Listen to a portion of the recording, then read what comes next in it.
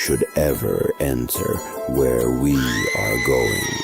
Beware what lurks in the depths of the libtard zone.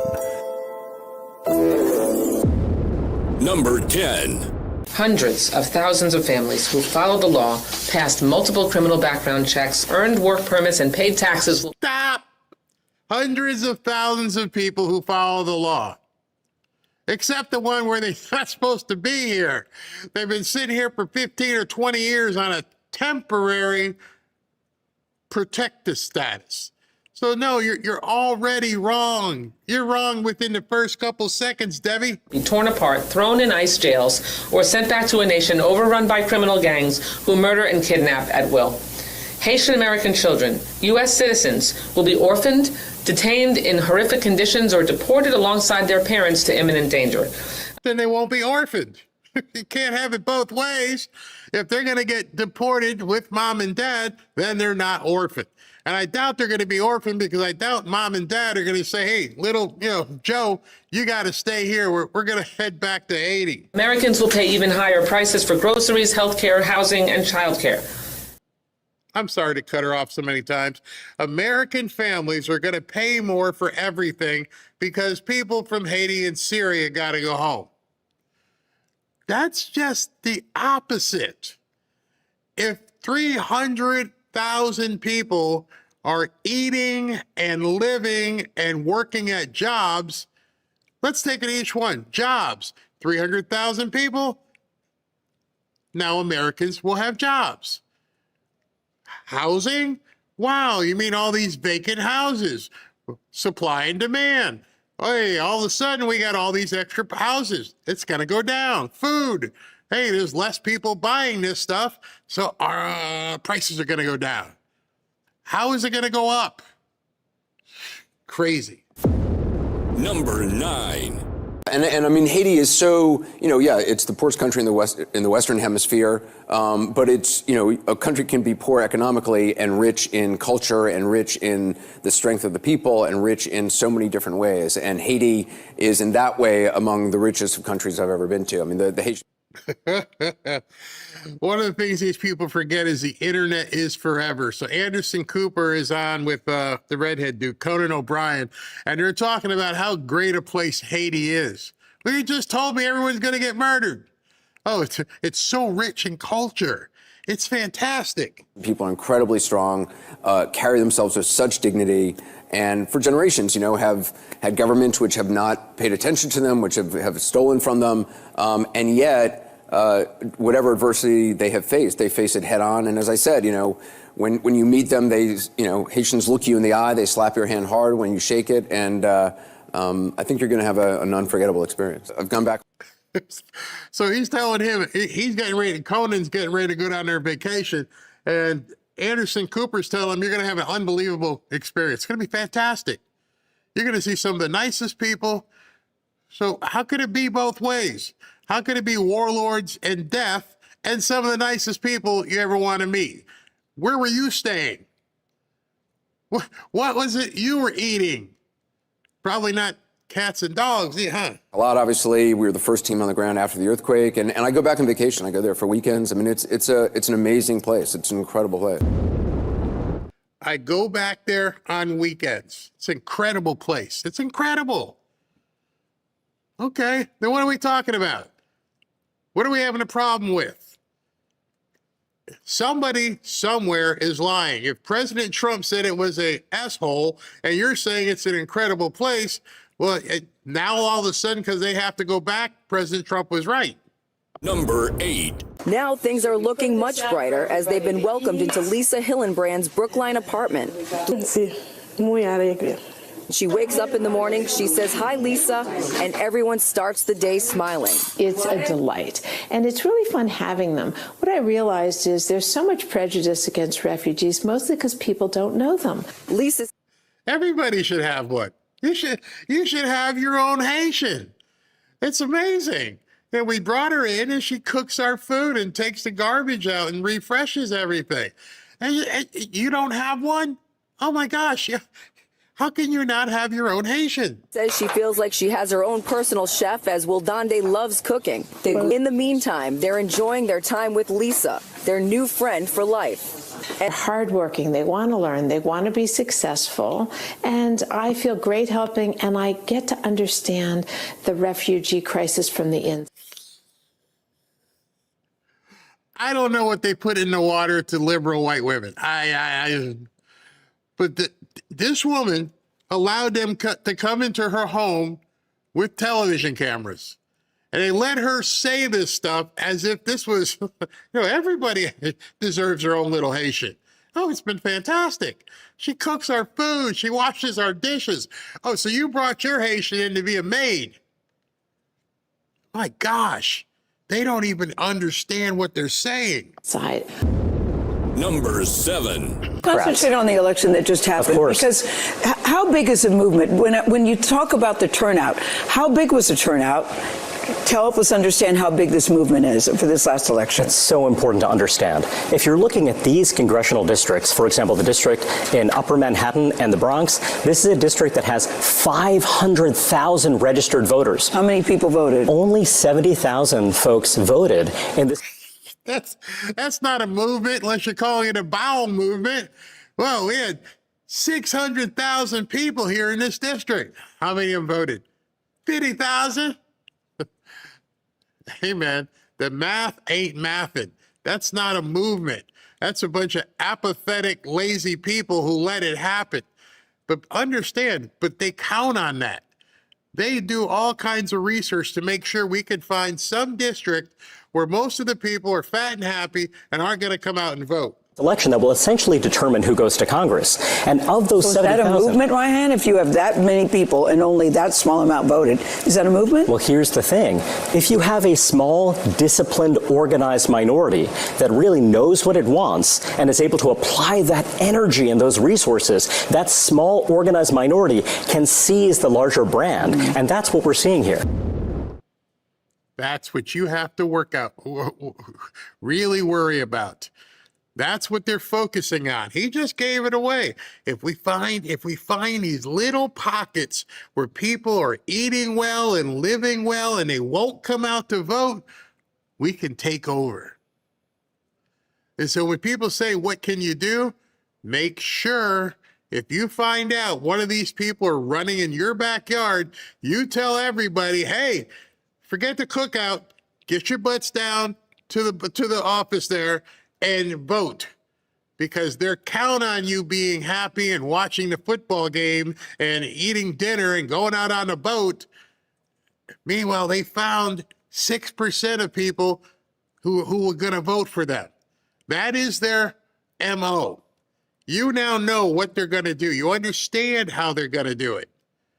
So there can be nobody who can wake up on a Tuesday or whatever, Wednesday, moving forward and be surprised that a socialist won, providing they're in your district, of course. I found out there's one running here, not in Boca, but in the next town over.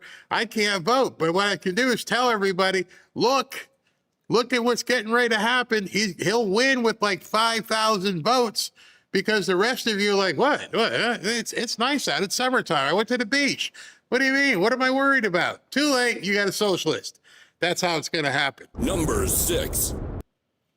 Great. Yes, I'm here to ask the Congresswoman a question. Who read a press conference of your information? They're telling her not to talk to me. But no. If you'd like to talk to her, we can, I can get your information, then you can. I love this woman. When we were up in Washington, Ashley and I, and she was at the booth directly next to us. And she's got a guy that works with her. She's on Michael Lindell's network, and she follows these people around. Him and the guy with the camera, they will run around and find these people. Now, I want you to pay attention here, because she's trying to get to be able to talk to Maxine Waters. And as she's trying to talk to Maxine Waters here, look at this woman and tell me you think she has her faculties about her. She looks like a walking corpse. She doesn't know where she is. She doesn't know what she's doing. And why is it that you can't, even Clarence Thomas, he didn't answer, but at least he turned and looked and spoke to the woman. Watch Maxine Waters here. set up an appointment. Hi, Congresswoman. We'll be more than happy to talk to you guys if you like to. Yeah, I want to ask her since she's right here. If you want, I can take your information. Congresswoman, What's happening to that? Oh, what's this? why are you guys telling her not to talk to me? I'm a credentialed member of the press. Excuse us. You just need to step down. One step. Congresswoman, you just said that President Trump's refusal to sign the housing bill is putting America last. But isn't securing American elections the definition of America first? What could be more important than securing American elections? We're going this way, Congressman. We're going this way. 80% of Americans want the Save America Act passed. And She has no clue where she is. None. We're going to go this way, Okay. I got this loss of opso on my head. Okay, where am I going next? She has no idea. Those people who are pushing her away, they're the ones who are controlling things in the background. They're the ones who are typing up documents. They're the ones who are writing up scripts. She's got no idea what the hell she's doing there. that includes Democrats as well. Democrats and Republicans both support securing elections. Is that not a priority for Democrats? And like I said, if you guys would like to set up an appointment, we'd be happy to take your information. Okay, well, it's just really disappointing when the Congresswoman's right here and she's being instructed not to speak with me. No.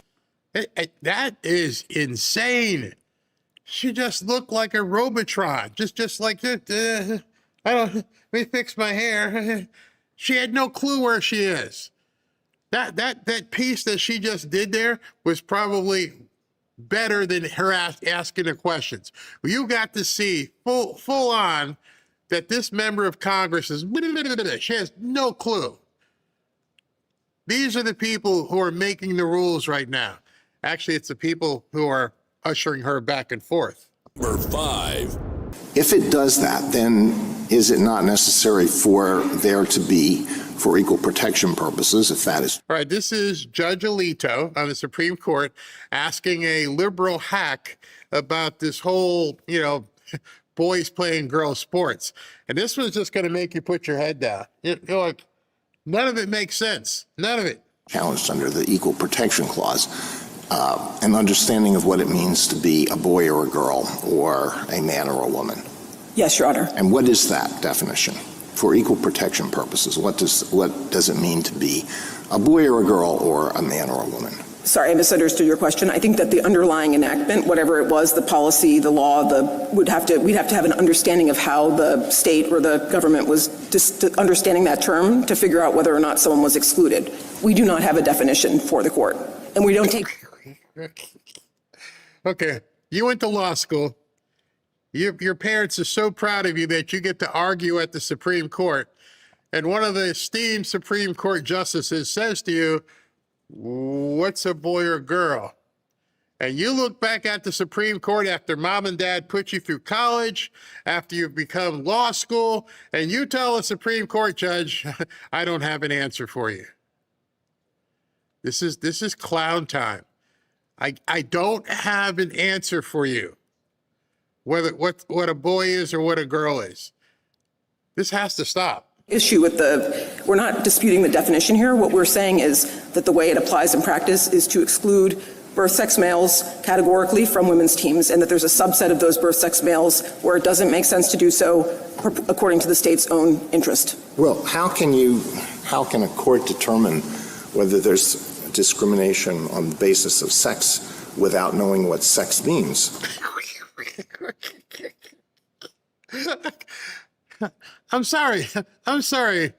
I don't know what you're asking me to make a ruling on if you can't tell me what one or the other is. Honey, help me out. Work with me.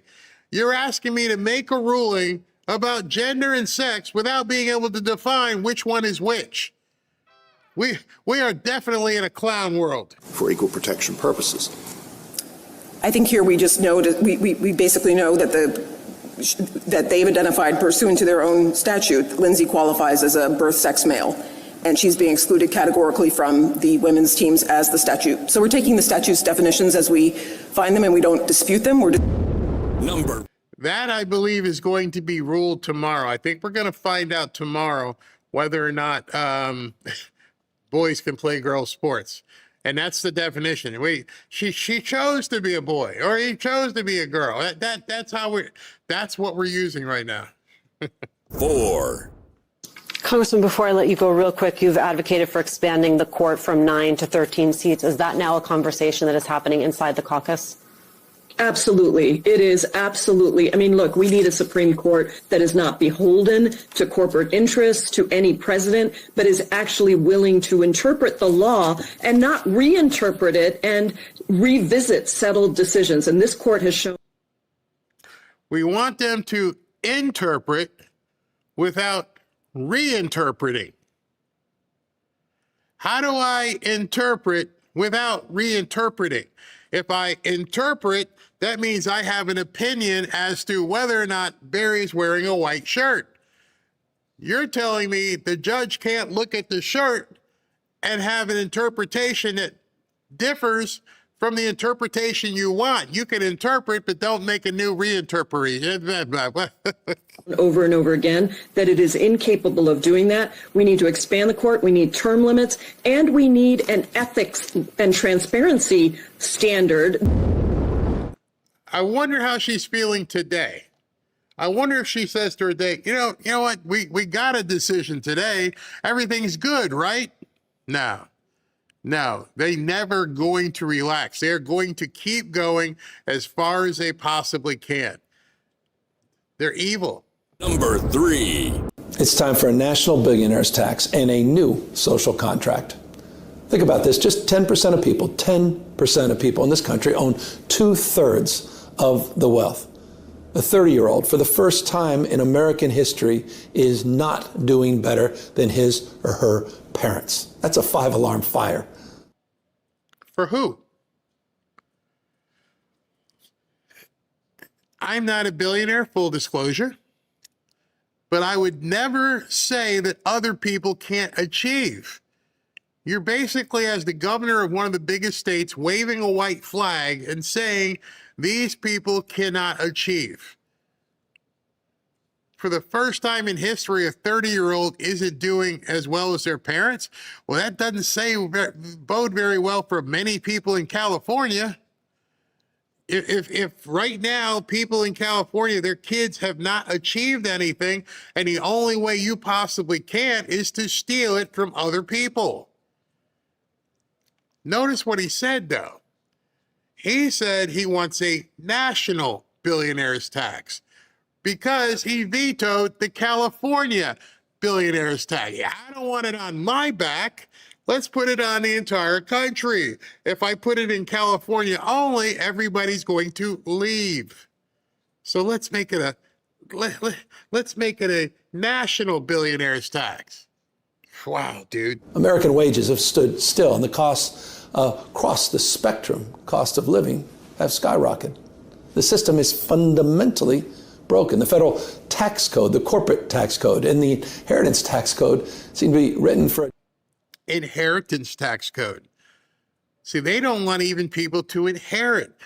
Democrats feel your family doesn't deserve what you worked for.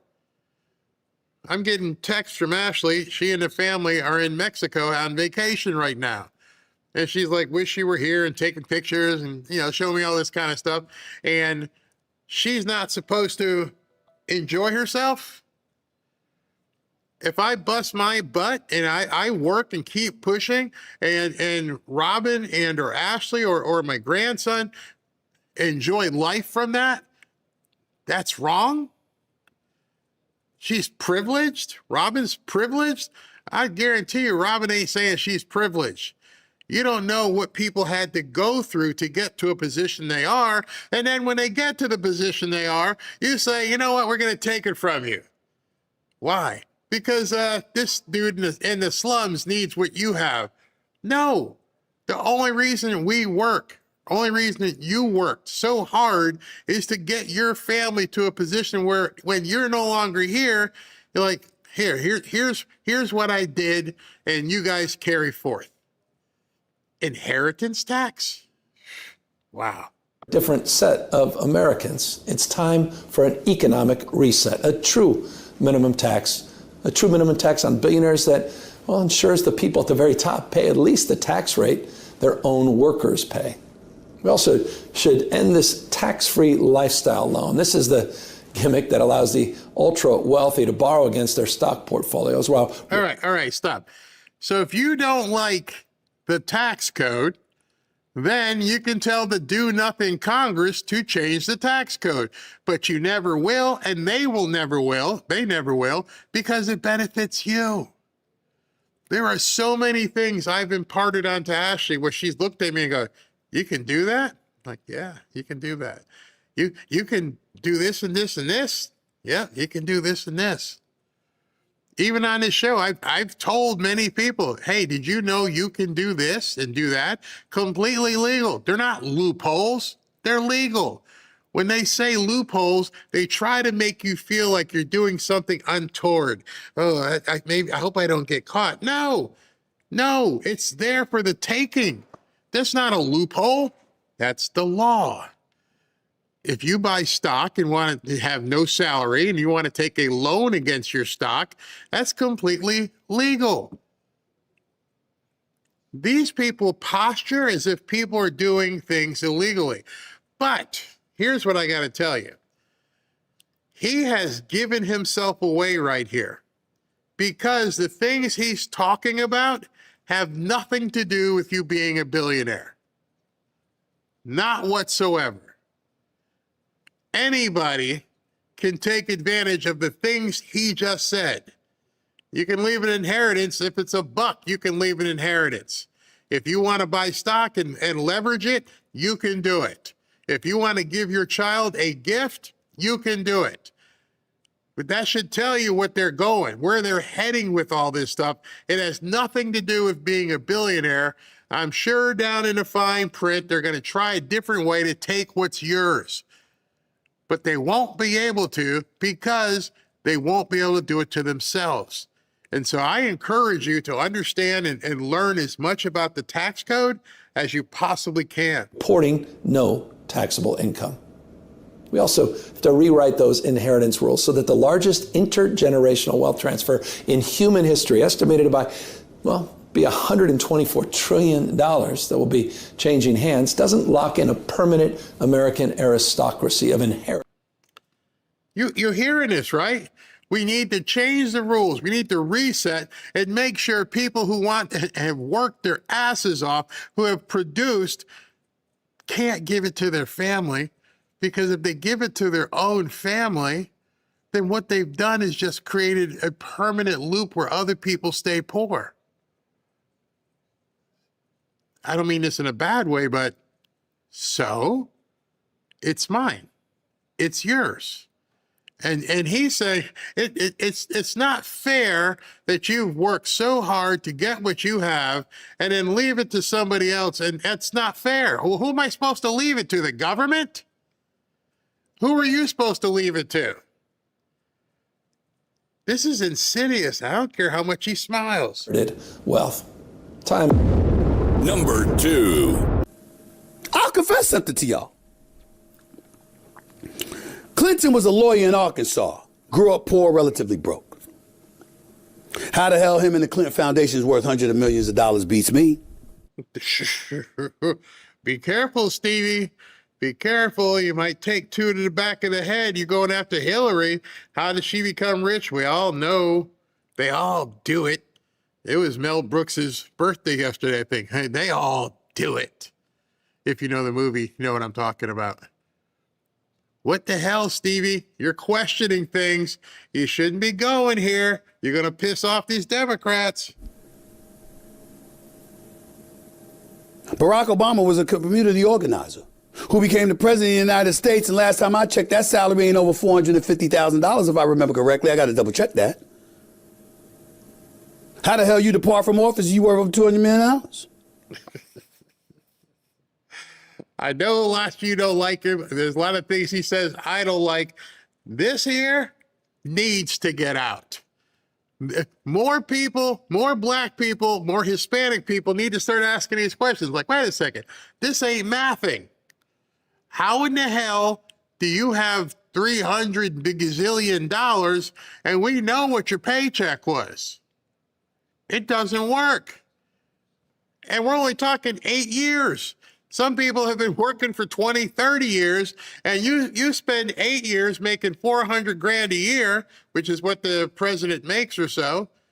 It doesn't map out. More people need to start questioning this. How did you get so damn rich? Funny. You don't hear Gavin Newsom asking about this. It's amazing to me how these politicians go into office and you're sworn to serve the American people. It's called service, but somehow, some way, they always depart exponentially richer than when they arrived. And how no matter how hard we try, we can't get rid of lobbyists on Capitol Hill because the lobbyists are the ones funneling money into their pockets.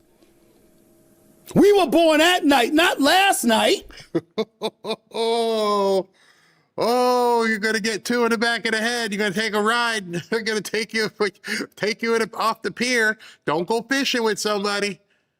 Somebody says, hey, Steve, you want to go fishing? You don't know them? Better say no. Definitely don't go fishing in some lake in Arkansas at this point. No, You're not allowed to point fingers at these people. You're not allowed to question. You don't have that cachet. You ain't got that kind of cred. And you're questioning Obama and Hillary, where they got their money from? I have to applaud him because you have to think to yourself, is anybody else anywhere in the media ever asking these questions? No, you're not allowed to. Gavin talks about a billionaire tax. Everybody wants to take Elon's money. Nobody raises their hand and says, hey, how much money Pelosi have? How much money Hillary have? Dan Goldman, Ro Khanna. It's always those people, and their fingers never point back to them. Obamas are loaded. And they're out there saying the same thing. We got to find a way to get these white rich people. What about you? Nobody in any meeting, not even on Fox, nobody asked those questions. We know what the hell is going on. But having said all of that, it is what it is. Number one. All right. So I think number one, hold on, let me just check here, just make sure. All right. So if you don't know what the definition of hypocrisy is, you are about to learn the definition of hypocrisy. At the same time, I applaud him because he's so open with it that it's brazen. It is absolutely incredulous what you're going to hear from this so-called socialist commie. Do I own 3 residences? Yeah, I do. I live here in Burlington, Vermont. We live in a middle class. Wait, hold on. I own 3 residences. 3.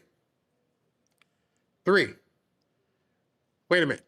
I heard from Mondami and these other idiots, the ones that you're flying around with, that there is no such thing as private property. All right, I got 3 houses. Okay. They would. Nice house. Guess what? I'm a United States Senator, and I own a home in Washington, D.C., as do most senators. You live there year after year. When I first when I was in Congress for 16 years, I rented all the time. But I got elected. Okay, got a 6-year term. You know what? Let's buy a house. So we bought a house. And guess what?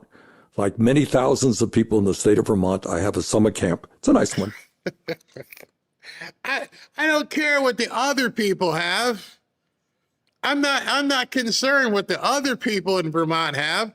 They haven't come out and said that we need to take all your money. They haven't come out and said that capitalism is wrong. I applaud you that behind the scenes, you are a huge capitalist. The problem I'm having is you're phony. You're an absolute hypocrite. Somebody caught him today and they posted this. It said, nothing screams true socialist like a millionaire who owns 3 houses, arrives in a huge SUV to his private jet to fly out and give a paid speech on the evils of capitalism. What's wrong with that picture? Bernie, gets out of a private SUV, getting ready to get on a private plane to go give a speech about the ills of capitalism. You really can't make this up. The entire thing is made to be pablum for frickin' morons. How do they even look themselves in the mirror? You're pretty stupid. But listen to what he says right here. This is going to take the cake. On Lake Champlain. That's it. Now, how did I get the money? You're right. I wrote 2 best-selling books, including this book on capitalism. It was New York Times. I wrote 2 best-selling books on capital. I'm basically against capitalism, but I got paid for the books that I wrote and sold that were anti-capitalist in nature, which allowed me to buy 3 houses and one of them's a summer home.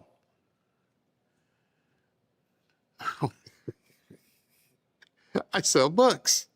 I make money, and money's really bad. And I'm thinking, have none of these idiots ever seen this? It's too much. Bestseller for a while. And also another book was a youth book. And I make, I don't know, $175,000 a year.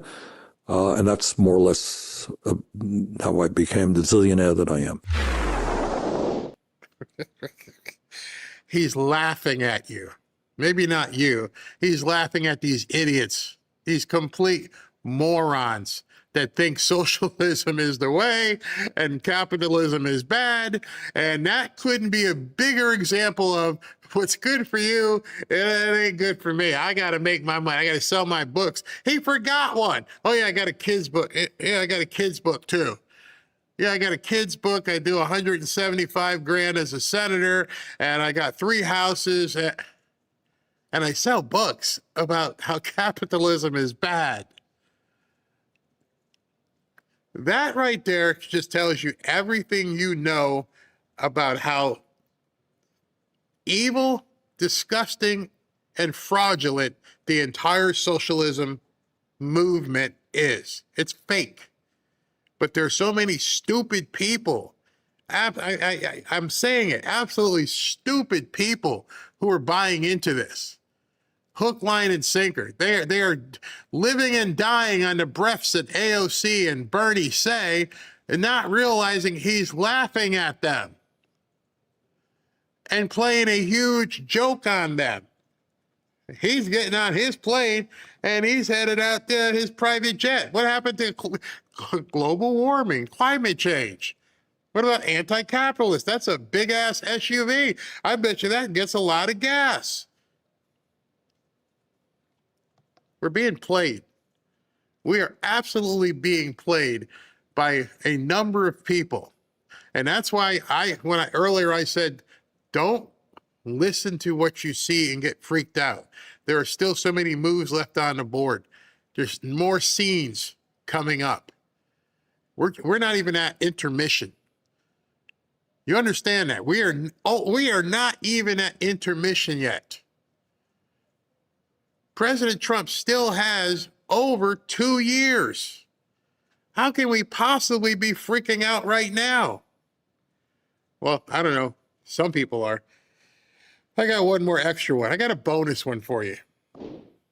She attended a pro-Palestinian rally in Times Square the day after the Hamas attacked Israel. She said she was worried about an outsized reaction that cost thousands of people their lives. She has not backed away from attending that rally. She deleted a Twitter account that had a number of posts that called for the abolishment of police and prisons. According to CNN in 2021, this is what there's a reference to. She posted, "A world without borders, just like a world without prisons or police, is possible and necessary and the only moral way forward." She's again has said those posts don't reflect who she is today. You do not speak for her. You speak for yourself. And I know she's tried to distance herself. She's probably under a greater level of scrutiny she's ever been in her life.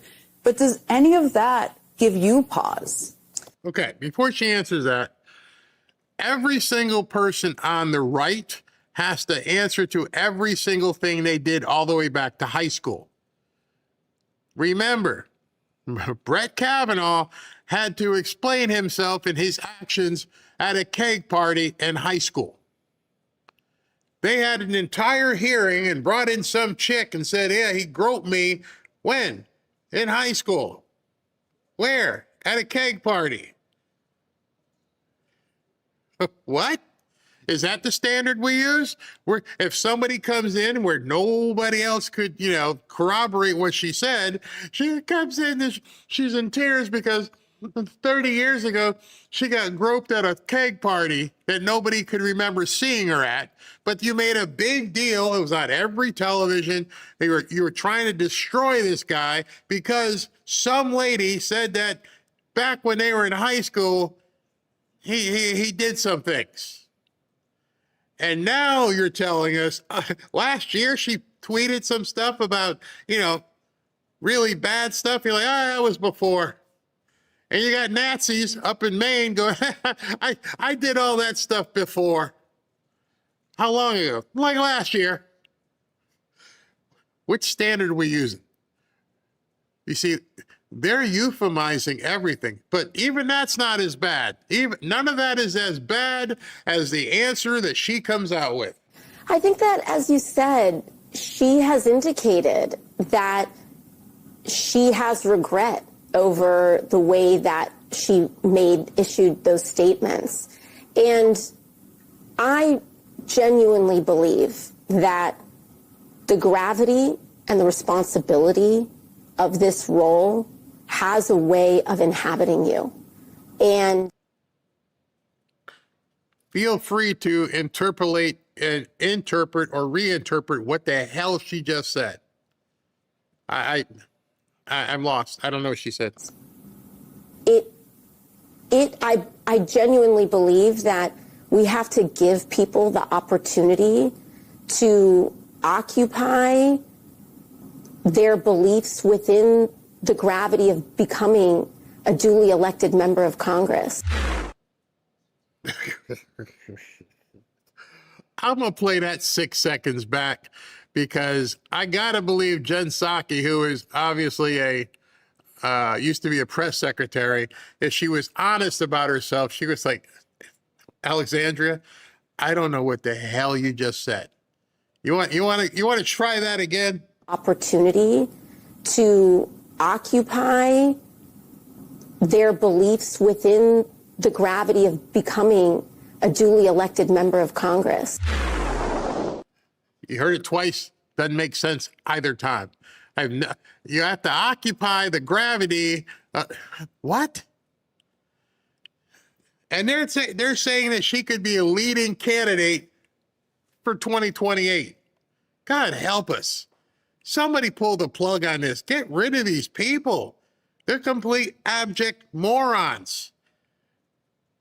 She puts on some makeup, she looks good, smiles, and says absolutely nothing. This is where we are at this point? Yes, because the Democrats don't care. They don't matter what you've done. They don't matter who you are. Just win and let us get back in power. We just need you to vote to do what the deep state tells you. Yeah. You don't have to spell. We don't care. It's absolutely crazy.